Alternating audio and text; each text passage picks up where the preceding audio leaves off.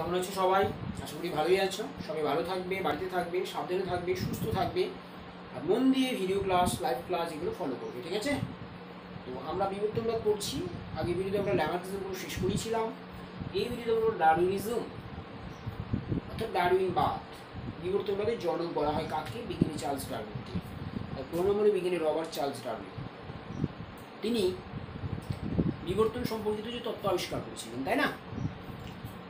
বিজ্ঞানী Robert Charles ডারউইনকে বিবর্তনের জনক বলা হয়। তিনি বিবর্তন সম্পর্কিত কিছু তত্ত্ব আবিষ্কার করেছিল। সেই তত্ত্বগুলো তিনি 1859 খ্রিস্টাব্দে একটা প্রবন্ধে, একটা গ্রন্থে লিপিবদ্ধ করেছিলেন। সেই বইটার নাম হলো on the origin of species by means of natural selection. On the origin of species, on the origin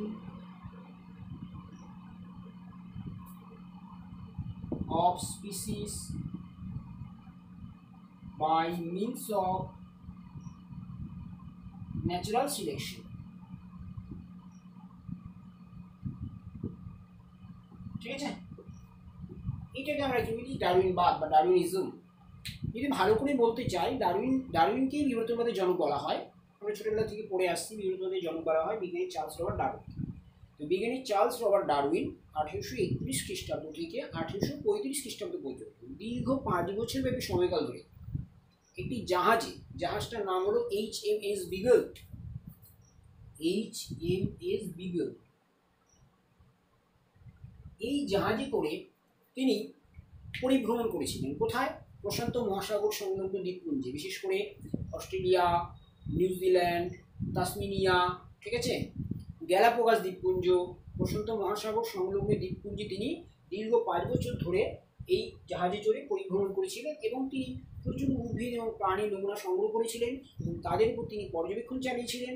এই তার পর্যবেক্ষণের বিষয়, অর্থাৎ তাদের উপর তিনি গবেষণা করেছিলেন এবং ওই ব্যক্তি নিয়ে কিছু মতবাদ মতবাদ করেছিলেন।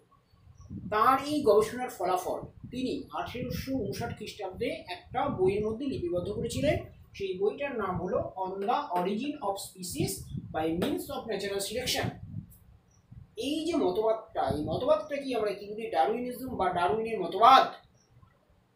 তাহলে বিজ্ঞানী রবার্ট চার্লস ডারউইন 1831 খ্রিস্টাব্দ থেকে 1835 খ্রিস্টাব্দ পর্যন্ত দীর্ঘ 5 বছর ব্যাপী তিনি একটা জাহাজে পরিভ্রমণ করেছিলেন। জাহাজটির নাম হলো কি? HMS Beagle.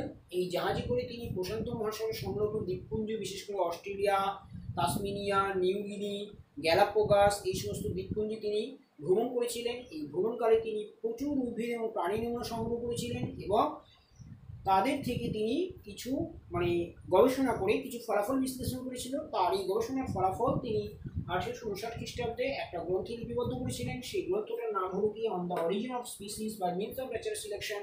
এটাকে আমরা ডারউইনবাদ বলি। এবার ডারউইনবাদ কতগুলো তত্ত্বের উপর ভিত্তি করে প্রতিষ্ঠিত। সেই তত্ত্বগুলো কি কি আগে আমরা সেগুলো জানব, তারপরে আমরা একে একে এগুলো আলোচনা করব। 1 নম্বর, অত্যধিক হারে জন্মহার। অত্যধিক হারে জন্মহার। 2 নম্বর, সীমিত খাদ্য ও বাসস্থান। ঠিক আছে। 3 নম্বর, বাঁচার জন্য সংগ্রাম বা অস্তিত্বের জন্য সংগ্রাম। অস্তিত্বের জন্য সংগ্রাম। 4 নম্বর, ভেদ বা প্রকরণ, ভেরিয়েশন। ভেদ বা প্রকরণ। 5 নম্বর, প্রাকৃতিক নির্বাচন বা 5 নম্বর, যোগ্যতমের উদ্বর্তন। যোগ্যতমের উদ্বর্তন বা জয় উদ্বর্তন। 6 নম্বর, প্রাকৃতিক নির্বাচন। প্রাকৃতিক নির্বাচন। লাস্টটা 7 নম্বর হলো নতুন প্রজাতির সৃষ্টি। নতুন প্রজাতির সৃষ্টি। ঠিক আছে। তাহলে এইগুলো হলো ডারউইনের মতবাদের বিষয়বস্তু। যে অত্যধিক হারে জন্মহার, সীমিত খাদ্য বাসস্থান, অস্তিত্বের জন্য সংগ্রাম, ভেদ বা প্রকরণ, যোগ্যতমের উদ্বর্তন, প্রাকৃতিক নির্বাচন, নতুন প্রজাতির সৃষ্টি। তো বিজ্ঞানী চার্লস ডারউইন বলছে অত্যধিক হারে জন্মহার জীবের একটা সহজাত বৈশিষ্ট্য, তাই না? এর জন্য পৃথিবীতে প্রচুর পরিমাণে জীব সৃষ্টি হয়, ঠিক আছে? এটা জীবের একটা মানে সহজাত বৈশিষ্ট্য। এর ফলে জীবের সংখ্যা জ্যামিতিক এবং গাণিতিক হারে বৃদ্ধি লাভ করে। আমরা উদাহরণ হিসেবে বলতে পারি যে একটা স্ত্রী স্যালমন মাছ একসঙ্গে প্রজনন ঋতুতে প্রায় 3 কোটি ডিম্বাণু উৎপন্ন করে। 3 কোটি, একটা দুটো নয়, 3 কোটি ডিম্বাণু উৎপন্ন করে, স্বাভাবিক। এবার সব ডিম্বাণু থেকে উৎপন্ন মাছ যদি বেঁচে থাকে তাহলে কয়েকটি প্রজন্ম ধরে তো ওই জলটা শুধু ওই মাছই ভরে যাবে, তাই না? একটা স্ত্রী ঝিনুক প্রজনন ঋতুতে প্রায় তোমার 12 কোটি ডিম্বাণু উৎপন্ন করে, 12 কোটি। এবার সকল ডিম্বাণু থেকে উৎপন্ন ঝিনুকের সংখ্যা যদি বেঁচে থাকে তাহলে দেখা যায়, এটা পর্যবেক্ষণ করে দেখা যায় যে পঞ্চম প্রজন্মে ঝিনুকের সংখ্যা পৃথিবীর আকারের প্রায় 8 গুণ হবে। আবার আমরা লক্ষ্য করি একজোড়া হাতি থেকে উৎপন্ন সকল হাতি যদি বেঁচে থাকে তাহলে 750 বছরে হাতির সংখ্যা হবে কত? 1,90,00,000।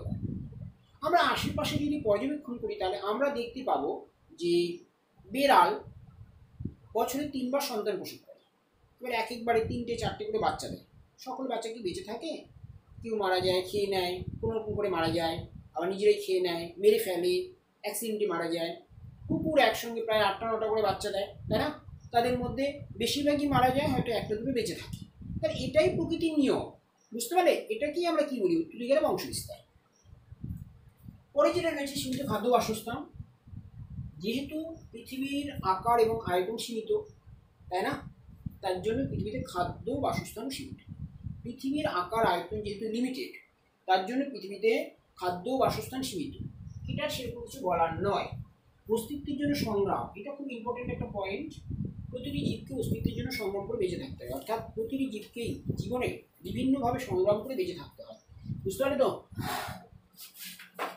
এটাকে আমরা কি বলি? অস্তিত্বের জন্য সংগ্রাম। এই অস্তিত্বের জন্য সংগ্রামকে আমরা আবার 3টি ক্লাসে ক্লাসিফাই করি। এটাকে 3টি ভাগে ভাগ করা হয়, ঠিক আছে? একটা হলো সমপ্রজাতির সঙ্গে সংগ্রাম, সমপ্রজাতির সঙ্গে সংগ্রাম, বিষম প্রজাতির সঙ্গে সংগ্রাম, বিষম প্রজাতির সঙ্গে সংগ্রাম। আর একটা হলো পরিবেশের সঙ্গে সংগ্রাম, পরিবেশের সঙ্গে সংগ্রাম।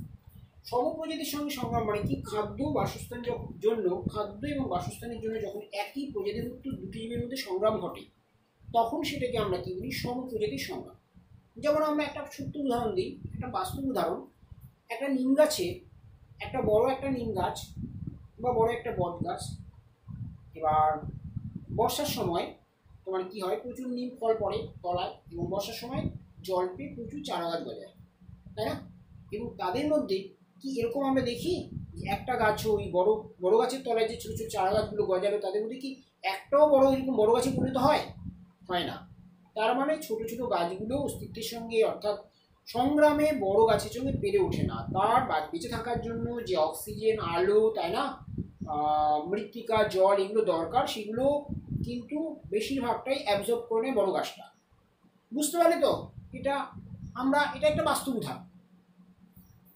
বিষম প্রজাতির সঙ্গে সংগ্রাম অর্থাৎ খাদ্য বাসস্থানের যখন দুটি পৃথক, অর্থাৎ যখন দুটি ভিন্ন প্রজাতিভুক্ত জীবের মধ্যে সংগ্রাম ঘটে তখন সেটাকে আমরা কি বলি? বিষম প্রজাতির সংগ্রাম। যেমন আমরা লক্ষ্য করি, আমরা প্রাকৃতিক পরিবেশে যদি তাকাই তাহলে আমরা বুঝতে পারি, যেমন ইঁদুরকে বিড়ালের সঙ্গে সংগ্রাম করে বেঁচে থাকতে হয়, হরিণকে বাঘের সঙ্গে সংগ্রাম করে বেঁচে থাকতে হয়, ব্যাঙকে সাপের সঙ্গে সংগ্রাম করে বেঁচে থাকতে হয়। এটাকে আমরা কি বলি? বিষম প্রজাতির সঙ্গে সংগ্রাম। পরিবেশের সঙ্গে সংগ্রাম, প্রত্যেকটি জীবকে প্রাকৃতিক পরিবেশে প্রতিনিয়ত সংগ্রাম করে বেঁচে থাকতে হয়। আমাদেরও খরা, বন্যা, তারপরে হলো কি বলবো, আগ্নেয়গিরির অগ্ন্যুৎপাত, তাই না, ভূমিকম্প, তাই তো, তুষারপাত, এই সমস্ত প্রাকৃতিক বিপর্যয়ের সঙ্গে, ঝড় বৃষ্টি সংগ্রাম করে আমাদের কন্টিনিউয়াসলি বেঁচে থাকতে হয়। তাহলে এই গেল কি অস্তিত্বের জন্য সংগ্রাম। তারপরে পয়েন্টসে চলে আসছি আমরা, ভেদ বা প্রকরণ। ডারউইন বলছে পৃথিবীতে দুটো জীব কখনো সব দিক দিয়ে এক হতে পারে না, তাদের মধ্যে কিছু না কিছু পার্থক্য লক্ষ্য করা যায়। এমনকি একই পিতামাতার দুটি সন্তানও সব দিক দিয়ে কখনো একরকম হতে পারে না। এমনকি দুটো যমজ সন্তানের মধ্যেও কিছু না কিছু পার্থক্য থাকবে। এইটাকে আমরা কি বলি? ভেরিয়েশন বা ভেদ। আর এই ভেদটা কী করে? জীবকে পরিবর্তিত পরিবেশে টিকিয়ে রাখতে সাহায্য করে। এটা আমরা আগের ক্লাসে পড়েছিলাম, যখন মেন্ডেল পড়েছিলাম যে ভেদের কারণটা কী। যেমন আমরা পড়েছিলাম জনকোষ গঠনকালে কী ঘটে? মিউসিল বিভাজন ঘটে, তাই না? ডিপ্লোটিন বলছে মিউসিল বিভাজন ঘটে। আর মিউটেশন বিভাজনের ফলে কী হয়, জিনের সজ্জাক্রমের আকস্মিক পরিবর্তন ঘটে, সেটাকে আমরা মিউটেশন বলি, বা জিনিস সজ্জাক্রমে সে পরিবর্তন ঘটে সেটাকে আমরা কী বলছি, পুনঃসংযুক্তি বা রিকম্বিনেশন বলি। আর এই পুনঃসংযুক্তির ফলে জীবের মধ্যে ভেরিয়েশন তৈরি হয়। কোনো কোনো প্রকরণ, এটাকে আমরা কী বলি, প্রকরণ বা ভেদ। কোনো কোনো প্রকরণ জীবকে জীবন সংগ্রামে জয়ী হতে সাহায্য করে বা টিকে থাকতে সাহায্য করে, এটাকে আমরা কী বলি, অনুকূল প্রকরণ। আবার কোনো কোনো প্রকরণ জীবকে জীবন সংগ্রামে জয়ী হতে সাহায্য করে না, পরাজিত হতে সাহায্য করে, এটাকে কী বলি আমরা, প্রতিকূল প্রকরণ। তাহলে এই অনুকূল এই প্রকরণকে আমরা আবার দুটো ভাগে ভাগ করছি, তাই না? একটা হলো অনুকূল আর একটা হলো কি প্রতিকূল প্রকরণ। প্রতিকূল প্রকরণ, অনুকূল প্রকরণ কি করে, জীবকে জীবন সংগ্রামে জয়ী হতে সাহায্য করে, আর প্রতিকূল প্রকরণ জীবকে জীবন সংগ্রামে জয়ী হতে সাহায্য করে না। এরপরে যে চলে আসছি যোগ্যতমের উদ্বর্তন। যোগ্য মানে কি, যে যোগ্য, অর্থাৎ একটু আগে আমরা বললাম যে প্রকরণ দু প্রকার, অর্থাৎ অনুকূল প্রকরণ আর প্রতিকূল প্রকরণ। তো যাদের মধ্যে অনুকূল প্রকরণ লক্ষ্য করা যায়, অর্থাৎ অনুকূল ভেদ লক্ষ্য করা যায়, তারাই কিন্তু জীবন সংগ্রামে জয়ী হয় বা টিকে থাকে। অন্যদের সঙ্গে প্রতিযোগিতায় সে সুযোগ সুবিধা লাভ করে এবং সে জয়ী হয়, এবং তার বংশধরেরা তার বৈশিষ্ট্য পরবর্তী প্রজন্মের মধ্যে সঞ্চারিত হয়। তাকে আমরা কি বলি, যোগ্যতমের জয় বা যোগ্যতমের উদ্বর্তন, তাই না? তো এইখানে যে এই কথাটাই বলছে যে দারুণীর মধ্যে জীবন সংগ্রামে লিপ্ত জীবগুলির মধ্যে যাদের দেহে ছোট ছোট সহায়ক অভিযোগমূলক বৈশিষ্ট্য এসে যায়, তারাই জীবন সংগ্রামে জয়ী হয় এবং বেঁচে থাকে, বেঁচে থাকার অধিকারী হয়, এবং অন্যরা কালক্রমে পৃথিবী থেকে কী হয়, নিশ্চিহ্ন হয়ে যায়। জীবন সংগ্রামের এই যে জয় বা এই উত্তরণটাকে আমরা কি বলছি, যোগ্যতমের উদ্বর্তন বা যোগ্যতমের জয়, যেটাকে আমরা বলি সার্ভাইভাল অফ ফিটেস্ট। ঠিক আছে, এটাকে আমরা কি বলছি, যোগ্যতমের উদ্বর্তন। নেক্সট যেটা রয়েছে সেটা হলো প্রাকৃতিক নির্বাচন। ডারউইনের এই তত্ত্বটা সব থেকে বেশি গুরুত্বপূর্ণ। এটা কি বলছে, ইংরেজিতে কি বলছে, ন্যাচারাল সিলেকশন। কেন আমরা বইটার নামই পড়লাম on the origin of species by means of natural selection. তো ডারউইনের মতে, ডারউইনের মতবাদের সব থেকে উল্লেখযোগ্য বিষয় হলো প্রাকৃতিক নির্বাচন। তিনি বলছে যে প্রাকৃতিক প্রক্রিয়ায় অনুকূল ভেদ বা অভিযোজনমূলক ভেদ সম্মিলিত জীবেরা অন্যদের তুলনায় বেশি সুযোগ সুবিধা ভোগ করে, যে প্রাকৃতিক প্রক্রিয়ায় অনুকূল ভেদ বা অভিযোজনমূলক ভেদ সম্মিলিত জীবেরা অন্যদের তুলনায় বেশি সুযোগ সুবিধা ভোগ করে, তারাই প্রকৃতি দ্বারা নির্বাচিত হয়। ঠিক আছে, তারাই প্রকৃতি দ্বারা নির্বাচিত হয়, তাই না? এটাকে আমরা কিন্তু প্রাকৃতিক প্রাকৃতিক নির্বাচন। এবং তারা কি করে, জীবন সংগ্রামে জয়ী হয়। তাদের মধ্যে অনুকূল প্রকরণ লক্ষ্য করা যায়, তারা জীবন সংগ্রামে জয়ী হয় এবং তাদের ক্যারেক্টারগুলো বা তাদের বৈশিষ্ট্যগুলো তাদের বংশধরদের মধ্যে সঞ্চারিত হয়, তাই না? কিন্তু যাদের মধ্যে প্রতিকূল প্রকরণ লক্ষ্য করা যায়, তারা জীবন সংগ্রামে জয়ী হয় না, পরাজিত সৈনিকের মতো তারা ধীরে ধীরে পৃথিবী থেকে অবমুক্ত হয়। এরকম আমরা দেখেছি, বিলুপ্ত হয়ে গেছে অনেক প্রাণী, তাই না? বুঝতে পারি তো, এটাই হলো প্রাকৃতিক নির্বাচন। আরেকটা রয়েছে নতুন প্রজাতির সৃষ্টি। এটা হলো অনেকটা ল্যামার্কের মতোই, যে একটি বিশেষ জীবগোষ্ঠীর মধ্যে অনুকূল প্রকরণগুলো পুঞ্জীবিত হয়, উদ্বংশীয় জীব এবং উত্তর পুরুষের জীবের মধ্যে বৈসাদৃশ্য অনেক বেশি হয়ে যায়। স্বাভাবিক, আমার বৈশিষ্ট্য আমার সন্তানদের মধ্যে সঞ্চালিত হতো, তার বৈশিষ্ট্য তার ছেলের মধ্যে গেল, তা আমার বৈশিষ্ট্য যখন আমার বৈশিষ্ট্য, আমি আমার জীবদ্দশাতে কিছু বৈশিষ্ট্য অর্জন করলাম, তাই না? এবার আমার বৈশিষ্ট্য আমার ছেলের মধ্যে সঞ্চালিত হতো, ছেলের জীবদ্দশাতে সে কিছু বৈশিষ্ট্য অর্জন করলো, প্লাস আমার কিছু বৈশিষ্ট্য বেরোতো, তাই না? এইভাবে তার পরের জেনারেশনে তার বৈশিষ্ট্য গেল, এবং এক সময় দেখা গেলো যে এখন থেকে 50টি প্রজন্মের পর তার মধ্যে আমার বৈশিষ্ট্য আর কিছু থাকলো না, তখন একটা নতুন বৈশিষ্ট্য সমন্বিত জীব সৃষ্টি হয়ে গেল। ঠিক আছে, এটাকে আমরা কি বলছি, নতুন প্রজাতির সৃষ্টি। তাহলে এই গেল আমার ডারউইনের মতবাদ। উত্তরাধিকারে জন্মহার, সীমিত খাদ্য বাসস্থান, অস্তিত্বের জন্য সংগ্রাম, ভেদ বা ভেরিয়েশন বা প্রকরণ, যোগ্যতমের উদ্বর্তন, প্রাকৃতিক নির্বাচন আর নতুন প্রজাতির সৃষ্টি। বুঝতে পারলেন? এবার ডারউইন যেমন জিরাফের সেই গলা নিয়ে তিনি মতবাদ করেছিলেন কিছু,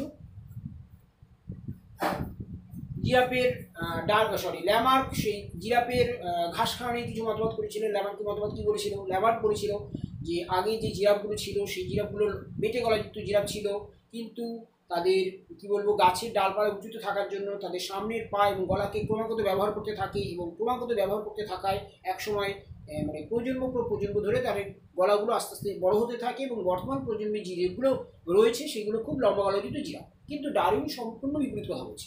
ডারউইন কি বলছে যে আগেকার দিনে দুই ধরনের জিরাফ ছিল, লম্বা গলাযুক্ত জিরাফ, বেটে গলাযুক্ত জিরাফ। তাদের মধ্যে সংগ্রাম হয়, সংগ্রামে লম্বা গলাযুক্ত জিরাফগুলো জয়লাভ করে, আর বেটে গলাযুক্ত জিরাফগুলো পরাজিত হয়। তাই লম্বা গলাযুক্ত জিরাফগুলো জয়লাভ করে এবং পৃথিবীতে স্থায়ী আসন লাভ করে, তাই না? আর বেটে গলাযুক্ত জিরাফগুলো পরাজিত সৈনিকের মতো তাদের ধীরে ধীরে অবনতি ঘটে। এইটা হলো ডারউইনের মতবাদ, বোঝা গেল? এইবার চলে আসবো আমরা নয়া ডারউইনবাদ। নয়া ডারউইনবাদ খুব ইম্পর্টেন্ট একটা জায়গা। ডারউইনবাদ, নয়া ডারউইনবাদ খুব আসে পরীক্ষাতে। নয়া ডারউইনবাদ, নয়া ডারউইনবাদ, বা এটাকে আমরা ইংরেজিতে বলি নিউ ডারউইনিজম। নিউ ডারউইনিজম বলছে ডারউইনের মতবাদ প্রকাশিত হওয়ায় তার মতবাদের বিপক্ষে কিছু প্রতিবাদের ঝড় ওঠে। অর্থাৎ ডারউইনের মতবাদ প্রকাশিত হওয়ার পর বিভিন্ন বিষয়ে বিভিন্ন বিজ্ঞানীরা আরও হাইফাই থিওরি আবিষ্কার করে। আণবিক জীববিদ্যা, বংশগতিবিদ্যা, বাস্তুবিদ্যা, এই সমস্ত বিষয় সম্পর্কে আরও নতুন নতুন তত্ত্ব আবিষ্কার হয়, ঠিক আছে? এবং দেখা যায় তখন ডারউইনের মতবাদে কিছু ত্রুটি এবং ভুল ধরা পড়ে। পরবর্তী ক্ষেত্রে বিভিন্ন দেশে বিভিন্ন বিজ্ঞানীরা, যেমন ভাইসম্যান, দাভরিস, হুগো দাভরিস মিউটেশন তত্ত্বের প্রবক্তা, ভাইসম্যান জাম্প প্লাজম থিওরির মতো মানে প্রবক্তা, ভাইসম্যান, হুগো দাভরিস, তারপরে হ্যালডেন, ফর্ডাইলুসু, গোল্ডস্মিথ, ফিশার, এই সমস্ত বিজ্ঞানীগুলো সেই ডারউইনের মতবাদকে কী করে, মানে মানে ওই ত্রুটিগুলো শুধরে একটা নতুন মতবাদের সৃষ্টি করে। তাদের এই যে সামগ্রিক অর্থাৎ সবার একটা মিলিত মতবাদ, এই মিলিত মতবাদটাকে আমরা কি বলি? নয়া ডারউইনিজম বা আধুনিক সংশ্লেষবাদ। এটাকে কি বলা হয়? আধুনিক সংশ্লেষবাদ, বা ইংরেজিতে বলা হয় মডার্ন সিনথেটিক থিওরি। অর্থাৎ আমরা বলতে পারি যে ডারউইনের মতবাদ প্রকাশিত হওয়ার পর তার মতবাদে কিছু ত্রুটি ধরা পড়েছে। পরবর্তী ক্ষেত্রে আণবিক জীববিদ্যা, বংশগতিবিদ্যা, বাস্তুবিদ্যা, ঠিক আছে, ভূতত্ত্ববিদ্যা, এই সমস্ত বিষয়ে মানুষের জ্ঞানের পরিধি প্রসারিত হওয়ায় তার মতবাদে কিছু ভুল ত্রুটি ধরা পড়ে। এবং পরবর্তী ক্ষেত্রে বিভিন্ন বিজ্ঞানীগণ, ভাইসম্যান, তারপরে গোল্ডস্মিথ, ফিশার, হ্যালডেন, হুগো দাভরিস, এই সমস্ত বিজ্ঞানীগণ তার এই ত্রুটিগুলোকে শুধরে নিয়ে তারা একটা নতুন মতবাদে প্রকাশ করে, তাই না? একটা নতুন মতবাদের জন্ম হয় বা সৃষ্টি হয়। এই মতবাদটাকে আমরা কি বলছি? মানে নয়া ডারউইনবাদ বা নিউ ডারউইনিজম। এইবার চলে আসবো আমরা ডারউইন মতবাদের ত্রুটি। ত্রুটিগুলো কি কি? ত্রুটিগুলো কি কি? অনেকগুলো ত্রুটি রয়েছে। ডারউইন মিউটেশনকে প্রকৃতির খেলা বলে অভিহিত করেছে। মানে ডারউইন মিউটেশনকে কোনো গুরুত্বই দেয়নি, কারণ আমরা জানি মিউটেশন কাকে বলে। অর্থাৎ জিনের সহ্য বিন্যাসের আকস্মিক পরিবর্তনকে আমরা কি বলি? মিউটেশন। অর্থাৎ আমরা তো এটাও শিখেছি যে ক্রসিং ওভার ঘটছিল, তাই না? ক্রসিং ওভারের ফলে মানে কি বলবো, ওই ক্রোমাটিডের যে জিন রয়েছে সেই ক্রোমোজোমের জিনগুলোর আকস্মিক পরিবর্তন ঘটে। এর ফলে নতুন বৈশিষ্ট্য তথা নতুন বৈশিষ্ট্য সম্পন্ন জীবের সৃষ্টি হয়। এটাকে আমরা কি বলছি? মিউটেশন। আর এই মিউটেশনবাদের প্রবক্তাকে বিজ্ঞানী হুগো দাভরিস, ঠিক আছে?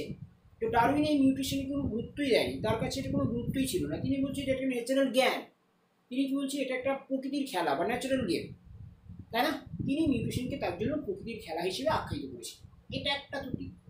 2 নম্বর, তিনি প্রকরণ, ছোট ছোট প্রকরণের উপর গুরুত্ব দিয়েছিল, কিন্তু বড় প্রকরণের উপর তিনি গুরুত্ব দেয়নি।